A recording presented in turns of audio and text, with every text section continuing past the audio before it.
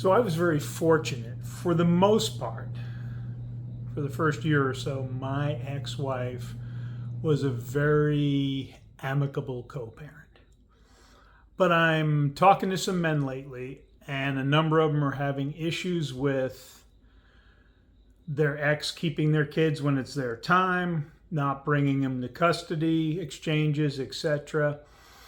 And there's one thing that's overlooked in the divorce process that is causing this aggravation, and there's really not a lot of recourse unless you spell this out, and that is specificity.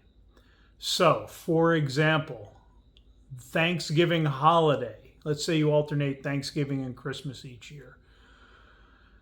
It needs to say, when do you get to pick up the kids? So if you're traveling, it might read Wednesday after school or after school on the last day before the break. So if they're done on Tuesday, that gives you Wednesday to travel.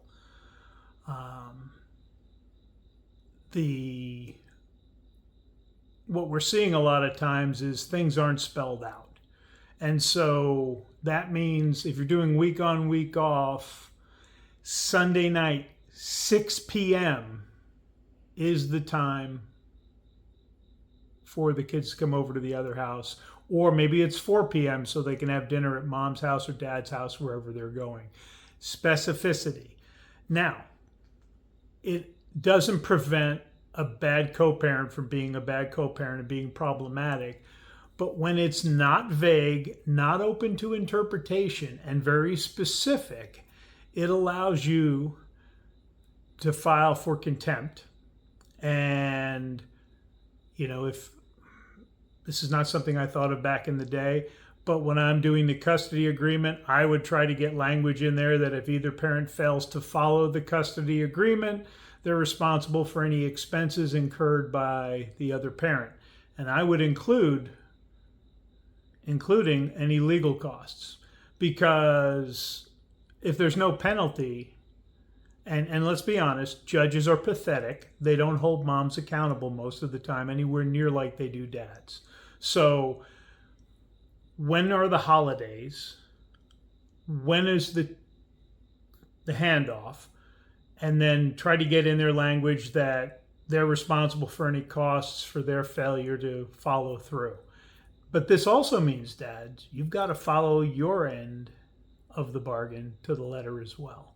Now, the majority of men have, I'm going to say about 50%, have an amicable co-parenting relationship. They have a good ex, but those aren't the ones we hear about. We hear about the ones with bipolar, BPD. We hear about the ones who keep the kids because they don't want to give them back. There's all sorts of problems with that. And then we have the other extreme of where they don't take the kids.